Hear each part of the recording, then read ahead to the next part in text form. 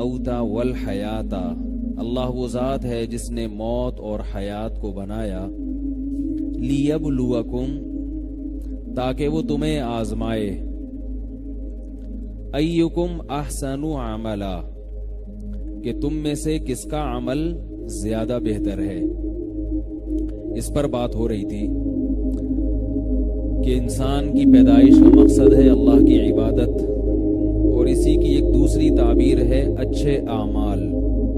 اللہ یہ دیکھنا چاہتے ہیں کہ تم میں سے کون زیادہ اچھا عمل کرتا ہے۔ اب بات یہاں آ کے اٹک گئی تھی کہ اچھے کی ڈیفینیشن کیا ہے، اچھا کسے کہتے ہیں، کیونکہ ہر قوم کے ہاں جو اچھا ہے وہ دوسری قوم والا اچھا نہیں ہے۔ ہو سکتا ہے کسی کے ہاں ایک چیز اچھی ہو مگر دوسروں کے ہاں وہ چیز اچھی نہیں سمجھی جاتی۔ ہمارے ہاں بچپن میں انڈیا سے ایک مہمان آئے تھے، تو ہم نے کہا کہ سالن میں ان کو بوٹی ڈال کے دے دو۔ وہ کہہ رہے بوٹی، پتہ نہیں انہوں نے بوٹی ان کی زبان میں کوئی گالی تھی یا کیا تھا، کہہ رہے تھے بوٹی جو ہے نا یہ کیا ہے، گالی۔ استری جو ہے نا، استری ہم کہتے ہیں نا کپڑے استری کر دو، ہندی میں استری کسے کہتے ہیں، بیوی کو۔ تو جیسے ایک لفظ، وہ ایک آدمی گیا آپ کے ہاں تھوڑی دیر کے لیے استری مل جائے گی آپ کی، تو وہ غصے ہو رہا ہے، بھائی میں اپنی استری تمہیں کیوں دوں، کہہ رہا ہے بس میں تھوڑی دیر کے بعد دے دوں گا، پیسے لے لو بے شک۔ وہ غصے ہو رہا ہے کہ یار کیا بات کر رہا ہے۔ تو جیسے ایک لفظ کا مطلب ایک زبان میں کچھ اور دوسری زبان میں کچھ اور۔ ہمارے ہاں الو حماقت اور بے وقوفی کی نشانی سمجھا جاتا ہے، بعض قوموں میں الو ذہانت کی علامت سمجھا جاتا ہے۔ ان کے یار بڑا آپ نے اکرام کیا میرا۔ تو یاد رکھیں جیسے زبانوں میں فرق ہوتا ہے ایسے ہی کلچر میں بھی فرق ہوتا ہے، سمجھ رہے ہیں؟ کسی کے ہاں ایک چیز اچھی ہے، کسی کے ہاں وہی چیز بری ہے۔ جیسے آپ کبھی کسی کو کہیں نا بھائی ایسا کرو، تو وہ جواب میں کیا کہتے ہیں، بھائی ہمارے ہاں ایسا نہیں ہوتا، ہم لوگوں کے یہاں ایسا نہیں ہوتا ہے، تم لوگوں کے یہاں ہوتا ہوگا، تم لوگوں کے یہاں بھی آپ لوگوں کے کیسا ہوتا، ہم لوگ کے یہاں تو ایسا ہوتا ہے جو کہ تم لوگوں کے یہاں نہیں ہوتا۔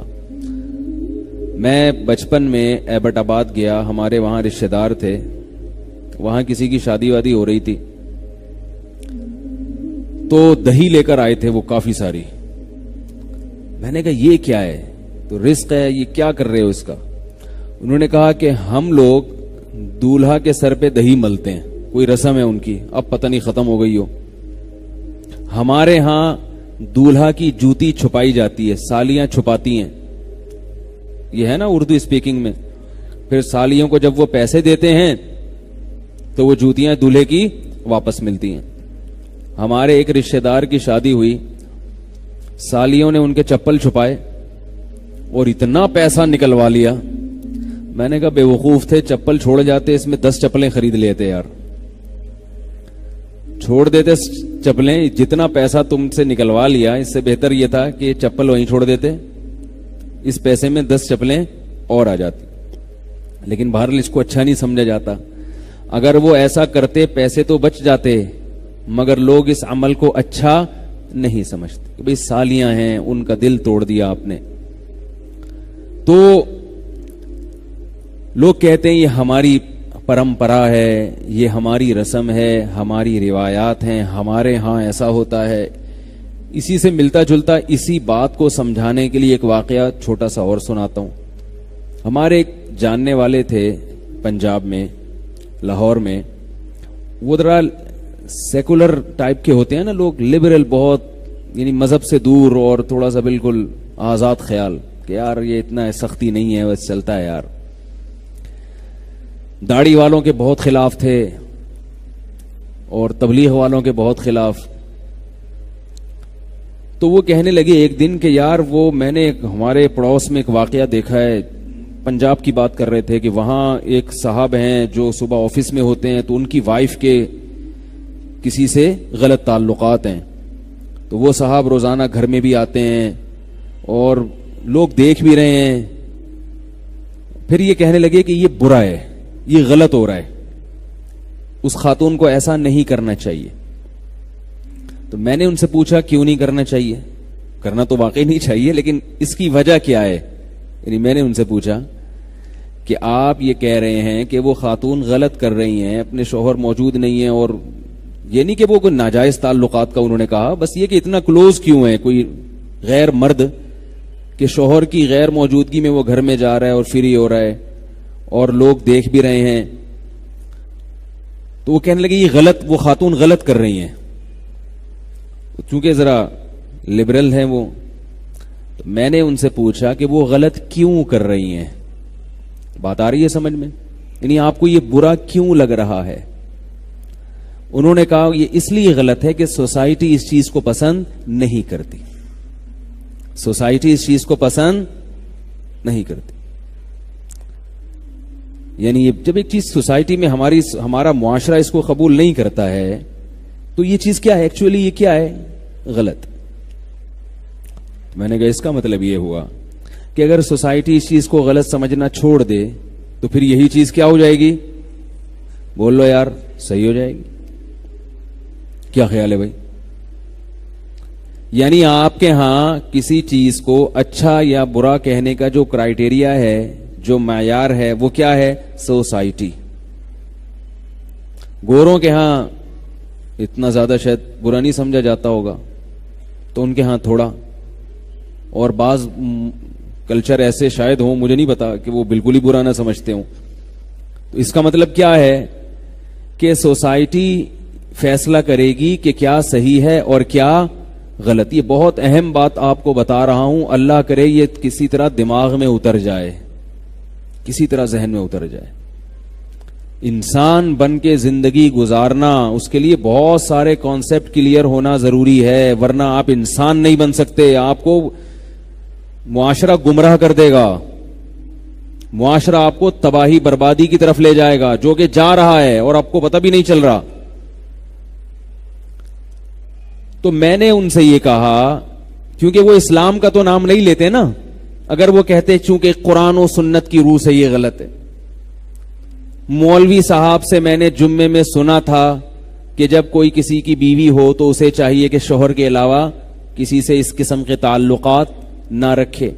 اگر وہ یہ کہتے تو مولوی صاحب کو گویا وہ اہمیت دے رہے ہیں, کیونکہ ایسی باتیں تو زیادہ تر مولانا لوگ ہی بتا رہے ہوتے ہیں. کیا خیال ہے؟ یہ قرآن میں لکھا ہوا ہے, یہ حدیث میں آتا ہے, لیکن وہ تو بھائی ترقی یافتہ آدمی ہیں, وہ کیا قرآن و سنت, فضائل اعمال, حدیث, حضرت جی حضرت بزرگ کا واقعہ کہ انہوں نے ایک دفعہ کسی کو دیکھا ہی نہیں تو اللہ نے ان کو اتنا نوازا. ٹھیک ہے نا, وہ تو ان باتوں کو وہ کیا سمجھتے ہیں, یہ تو پیچھے لے جا رہی ہے ہمیں. تو اس لیے وہ کیا کہہ رہے ہیں؟ سوسائٹی. معاشرہ بھی نہیں کہہ رہے کہ اردو ہو جائے گی, پرانا سا لگوں گا میں. ٹھیک ہے, کیا ہے یہ بھائی؟ سوسائٹی. اچھا لگ رہا تھا جب مجھے ان کے منہ سے جملہ, سوسائٹی اس چیز کو قبول نہیں کرتی. میں نے کہا اس کا مطلب یہ ہوا کہ سوسائٹی کی چیز کو اگر کہہ لے کہ یہ صحیح ہے تو وہ صحیح بن جائے گی. آپ اس کی بات کر رہے ہیں, ان سے میری بحث نہیں ہوئی, کیونکہ ہر آدمی سے آپ بحث نہ کریں. میں نے بس اتنا کہہ کے چپ کر گیا. میں یہ نہیں کہ اب میں ان سے بحث کروں, بس تھوڑا سا جو ہے نا, یعنی تھوڑی سی بات کر کے پتلی گلی سے نکل لو, تاکہ وہ ابھی نہیں سوچیں گے, وہ زندگی کے کسی موڑ پر سوچنے پر مجبور ہوں گے. یہ جو بحث ہے نا, کسی کے پیچھے ہاتھ دھو کے پڑ جاؤ, اس سے کبھی بھی فائدہ نہیں ہوتا, یاد رکھو, کبھی بھی فائدہ نہیں ہوتا. اگلا ضد پہ آ جاتا ہے. اور یہ بھی یاد رکھو, کسی کو دلائل سے ایسا خاموش کرنا کہ اس کے لیے بھاگنے کا راستہ ہی نہ رہے, یہ بھی بڑا خطرناک ہے, کیونکہ پھر وہ اپنی بے عزتی محسوس کرتا ہے اور وہ ہر دھرمی اور ضد پہ اتر آتا ہے پھر. اس لیے دشمن کے لیے تھوڑا سا راستہ بھاگنے کا رکھو کہ بھائی ابھی بھاگ جاؤ, دوبارہ عزت احترام کے ساتھ واپس آ جانا. کیونکہ انسان جو ہے نا عزت نفس کے معاملے میں بہت, آج کل ہم لوگ کیا کرتے ہیں, جب کسی کو تبلیغ کرتے ہیں تو اس کی عزت نفس کو مجروح کر دیتے ہیں. عزت دار آدمی اپنی عزت پہ کبھی بھی کمپرومائز نہیں کرتا. ہاں, کوئی جس کی عزت نہ ہو اس کو جو مرضی کہہ دیں, جیسے ایک آدمی نے کہا اپنے دوست سے، کہہ رہا تھا کہ شکر ہے محلے میں میری عزت نہیں ہے. اس نے کہا کیوں بھائی؟ کہنا ورنہ آج بڑی بے عزتی ہو جاتی میری. کیا کہہ رہا ہے کہ شکر ہے اس محلے میں میری عزت نہیں ہے. کیوں بھائی؟ اس پہ شکر کی کیا بات؟ کہہ رہا ورنہ آج میری بہت بے عزتی ہو جاتی.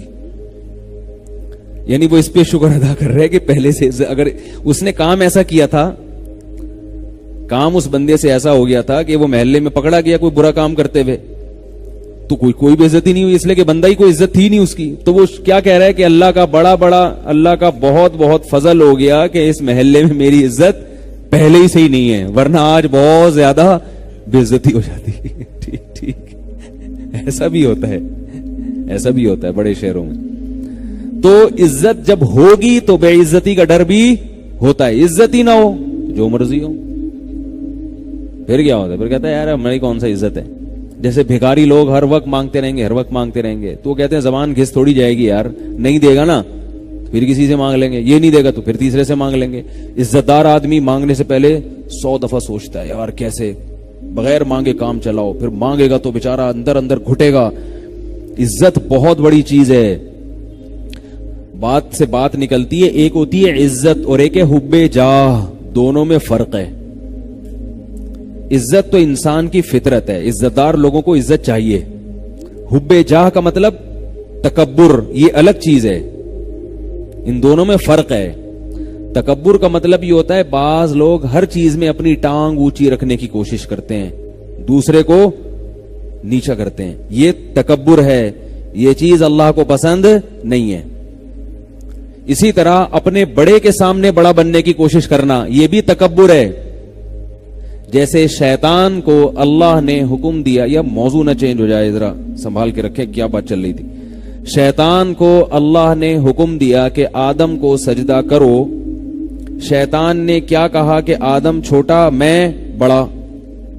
ٹھیک ہے نا؟ تو عام حالات میں اگر آدم علیہ السلام خود شیطان کو کہتے نا کہ مجھے سجدہ کرو، پھر شیطان کہتا میں کہ تم بعد میں آؤ، میں سینئر ہوں، تو اس کی کوئی لاجک نکل سکتی تھی کہ بھئی یہ شیطان کو اپنی انسلٹ محسوس ہو رہی ہے. جیسے کوئی سینئر ہو، جونیئر آ کے ایک دم سینئر بن جائے تو پہلے سے جو سینئر ہوتا ہے اس کو ایک قسم کی بے عزتی محسوس ہوتی ہے. یہ نیچر ہے، یہ غلط نہیں ہے. لیکن شیطان کا عمل یہ عزت کا حصول نہیں تھا بلکہ یہ تکبر تھا، اس لیے کہ آرڈر دینے والا کون ہے؟ اللہ ہے. تو بھئی تو جب اللہ کے حکم کا انکار کر رہا ہے تو یہ اللہ سے بڑے بننے کی کوشش کر رہے ہو آپ. اللہ سے آپ چھوٹے ہی رہو گے چاہے کتنے بڑے بن جاؤ. تو آپ اگر دوستوں میں اپنی بے عزتی محسوس کرتے ہیں، دوست نے کوئی غلط بات کہہ دی، آپ کو بے عزتی محسوس ہو رہی ہے جس سے آپ کو غصہ آ رہا ہے، یہ نیچرل ہے، یہ تکبر نہیں ہے. باپ نے کوئی ایسی بات کہہ دی، اب آپ باپ کے سامنے سینہ چوڑا کر رہے ہو، یہ عزت نہیں ہے، یہ کیا ہے؟ کبر ہے، تکبر ہے. بھائی تم اپنے باپ سے، یعنی وہ تو تمہارا باپ ہے.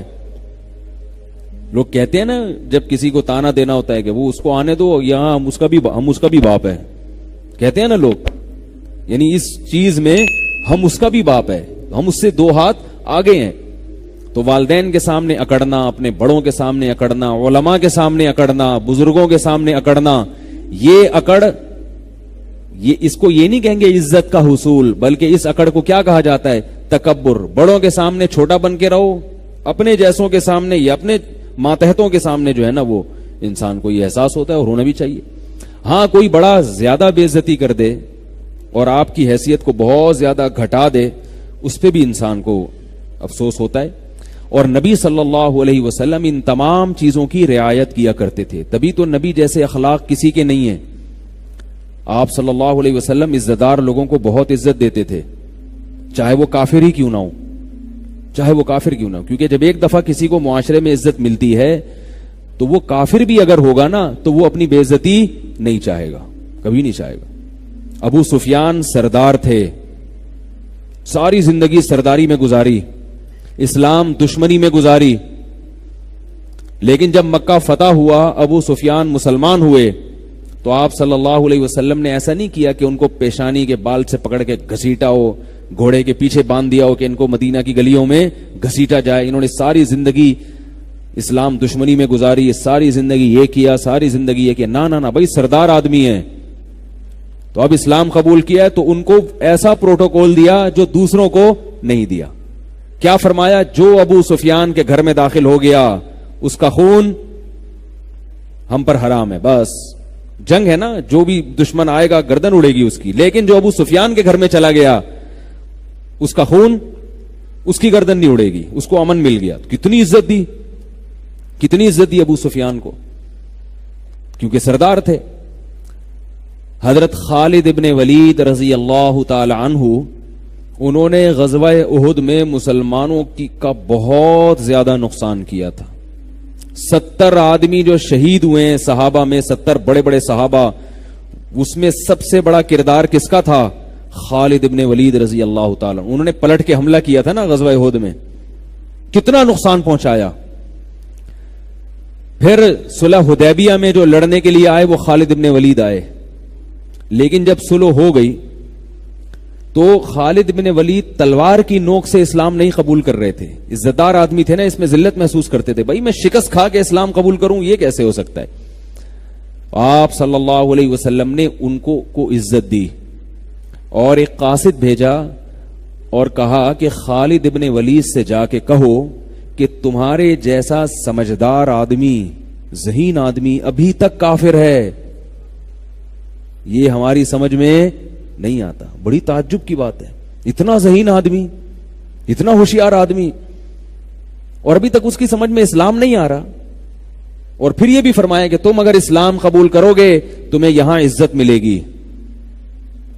اب ہم جیسے سطحی ذہن کے لوگ ہوتے اس وقت, ہم کہتے ہیں ہاں یہ تو اسلام قبول کیا جا رہا ہے عزت کے لیے, لالچ دے دے کے لوگوں کو مسلمان بنایا جا رہا ہے. آج کوئی مولوی اگر ایسا کر دے کہ بھائی فلاں قادیانی کے پاس تحفے بھیج دے, کسی سردار کے پاس یا کسی اور کافر کے پاس, ایک تو وہ قادیانی ہے جس میں لچک ہی نہیں ہے, ایک وہ ہے جو حق کی تلاش میں ہے, تو ایسے آدمی کو ہدیہ دینا, اس کی دعوت کرنا, اس کو عزت دینا تاکہ وہ اسلام کے قریب آ جائے. یہ نہیں کہ اس کو آپ ایسا اس سے بدتمیزی سے بات کریں. وہ میں اکثر واقعہ سناتا ہوں, قادیانی کے پاس قادیانی تھے, وہ بات کرنا چاہتے تھے. چاہنا اس کی علامت ہے کہ وہ یعنی وہ چاہ رہے ہیں کہ ہمیں سیدھا راستہ ملے. تو ایک گاؤں سے کوئی مناظر چلے گئے, ہمارے استاذ نے واقعہ سنایا.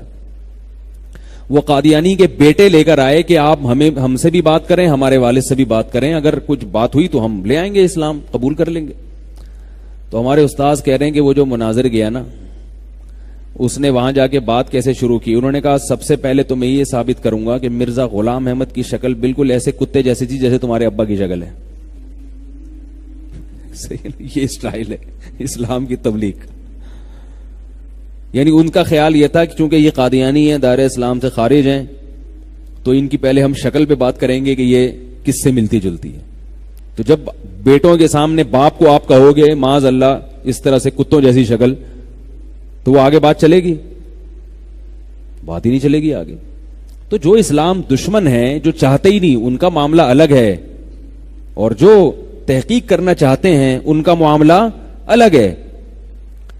لوگ سوال پوچھتے ہیں غیر مسلم کے ساتھ کیسا سلوک کرنا چاہیے. رسول اللہ صلی اللہ علیہ وسلم نے غیر مسلموں کے ساتھ بہت اچھا سلوک کیا ہے. قرآن نے جو کہا ہے نا کہ ان پر شدت کرو, وہ میدان جنگ میں لڑنے والا ہے. جنگ کے اصول کچھ اور ہیں, امن کے اصول کچھ اور ہیں. میدان جنگ میں تو ظاہر ہے لڑائی ہوگی نا, اس میں تو بہادری دکھائی جائے گی, اس میں تو للکارا جائے گا. اس میں اگر آپ تھینک یو اور جزاک اللہ سے بات شروع کر دیں, وہ تو کہے گا یہ تو بزدل ہے. جنگ کے میدان میں تو سینہ اکڑا جاتا ہے اور کہا کوئی ہے کسی میں دم ہے تو آئے. اس میں تو جو ہے نا وہ حملے کیے جاتے ہیں اور بم پھینکے جاتے ہیں اور میزائل پھینکے جاتے ہیں. تو جنگ کے اصول کچھ اور ہیں. تو وہ جو بعض لوگ جو جنگ کی باتیں ہیں وہ کہاں فٹ کر دیتے ہیں؟ امن کے حالات پر. امن میں ایسا نہیں ہے. رسول اللہ صلی اللہ علیہ وسلم دوسرے ملکوں کے بادشاہوں کے ساتھ آپ صلی اللہ علیہ وسلم کا کیا سلوک تھا. صحابہ کرام ہدایہ بھی بھیجا کرتے تھے, اور خاص طور پہ غیر مسلم سرداروں کو آپ صلی اللہ علیہ وسلم نے الگ سے تحفے دیے ہیں, کیونکہ سردار آدمی اپنی عزت چاہتا ہے. یہ میں اتنی لمبی تقریریں کیوں کر رہا ہوں؟ یہ سمجھانے کے لیے کہ عزت دوسرے کو بھی دینی چاہیے اور اپنی بھی عزت کی حفاظت کرنی چاہیے. اپنی بھی عزت کی حفاظت. ایسا کام نہیں کرنا چاہیے جس سے آپ کی عزت کا جنازہ نکل جائے. ہر ایک کو فری کرا لیتے ہیں, وہ چرسی ہیروئن چی وہ آپ کے سر پہ مسلط ہو گیا پھر. تو ایسا نہیں. حضرت حکیم الامہ مولانا اشرف علی تھانوی رحمہ اللہ نے لکھا ہے کہ ہر ایک کو فری مت کرایا کرو. یہ انہوں نے لکھا ہے. فرمایا کہ اس کو فری کراؤ جس میں حوصلہ ہو, برداشت ہو. ورنہ وہ حوصلہ نہیں ہوگا نا, تو جب آپ اس سے فری ہوگے تو وہ پتہ ہے کیا سمجھے گا؟ وہ یہ سمجھے گا کہ یہ عزت کے لائق ہی نہیں ہے, اس لیے مجھ سے فری ہو رہا ہے. جس میں حوصلہ ہوتا ہے وہ کہتا ہے بھائی یہ تو ان کا ظرف ہے, یہ تو بڑے اونچے مقام والے ہیں, لیکن دیکھو کیسے بے تکلف ہو کے مجھ سے گپ شپ لگا رہے ہیں, کیسے بے تکلف ہو کے ہنسی مذاق کر رہے ہیں. تو اس کی نظر میں عزت بڑھے گی. اور جس کے اندر خود حوصلہ نہیں ہے اس کی نظر میں عزت. اب گھر میں ہم نے دیکھا ہے جو باپ اپنے بچوں کے ساتھ فری رہتا ہے, بچے اس باپ کا احترام ہی نہیں کرتے. حالانکہ یہ تو باپ نے اپنی سطح سے اپنے آپ کو نیچے کر دیا, بچوں کے ساتھ کھیل رہا ہے, فری ہو رہا ہے, گھوم رہا ہے, ہا ہا ہو مذاق کر رہا ہے. تو بچوں کو تو اور عزت کرنی چاہیے نا ایسے باپ کی.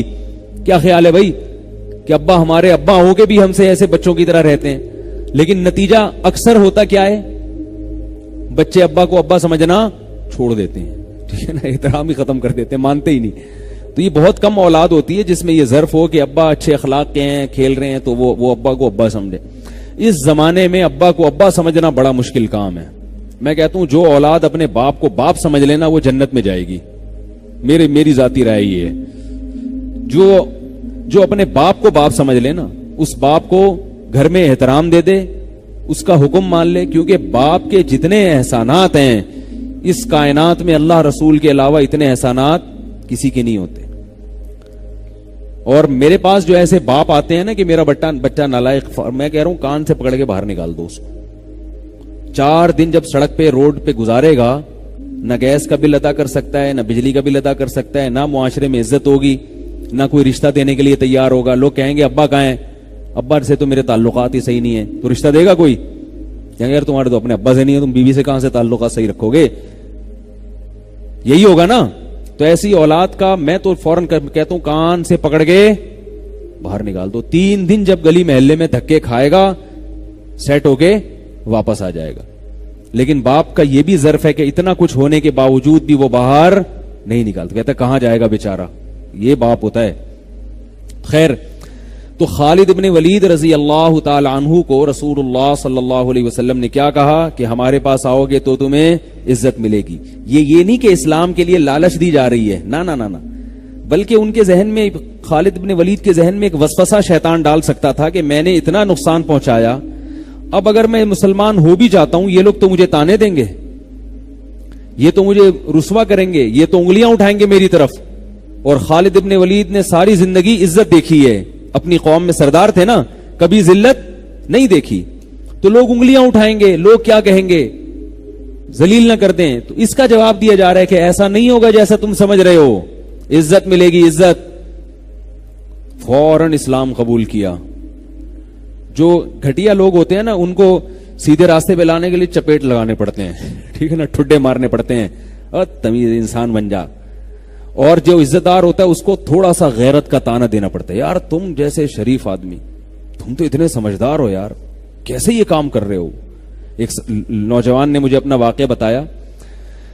وہ کہتا ہے کہ میں نے بچپن میں کسی کی بچی کو چھیڑ دیا, کسی لڑکی کو چھیڑ دیا جا کے. کہہ رہا میں کالج کا دور تھا, عمر بھی میری ایسی تھی, تو میں نے چھیڑ دیا جا کے. کہہ رہا وہ میرے گلے پڑ گئی. اس نے جا کے اپنی امی کو بتایا, اور اس کی امی نے آ کے میری امی کو بتایا کہ آپ کا بیٹا اتنا گھٹیا ہے. اس زمانے میں یہ بہت برا سمجھا جاتا تھا, پرانے زمانے کی بات ہے, بچپن کا وہ واقعہ بتا رہے تھے. کہہ رہے ہیں وہ میری والدہ کو آ کے بتایا کہ آپ کے بیٹے نے اتنی گندی حرکت کی ہے کہ میری بیٹی کو چھیڑا ہے. تو کہہ رہے میں کھڑا ہوا ہوں اور میں شرم بھی آ رہی ہے, میری اماں کو شکایت لگا دی. کہہ رہے مجھے اس سے اتنی شرم نہیں آئی, میں نے کہا امی 2 تھپڑ لگائیں گی اور ابا کو شکایت لگائیں گی, وہ 2-3 ڈنڈے لگا دیں گے. میں نے کہا یہی ہوگا نا. کہہ رہے لیکن ہوا کیا, میری والدہ نے کہا کہ کچھ بھی ہو میرا بیٹا سب کچھ کر سکتا ہے, میرا بیٹا کسی کی بچی کو اس طرح سے چھیڑ نہیں سکتا, اس کی اپنی بہنیں بھی ہیں, اتنا گھٹیا سوچ کا حامل نہیں ہے میرا بیٹا. اب وہ لڑکا کہہ رہا ہے یار میں شرم سے زمین میں گڑ گیا کہ میری ماں کے میرے بارے میں کیا جذبات ہیں اور میں کتنوں کو چھیڑ کے بیٹھا ہوا ہوں. صحیح ہے نا؟ کہہ رہے میں کتنوں کو چھیڑ کے بیٹھا ہوا ہوں اور میری ماں کے میرے بارے میں یہ جذبات ہیں. کہہ رہے بار بار میری ماں کہہ رہی ہیں اس خاتون کا نام لے کے, وہ جو بھی بہن ہوں گی پڑوسی ہوں گی, کیونکہ پڑوسیوں کو ہی چھڑا جاتا ہے نا, مجھے نہیں پتا کہ پڑوسی ہوں گی وہ, تو وہ کہہ رہی ہیں اپنی اس پڑوسن کا نام لے کے کہ بہن تم جو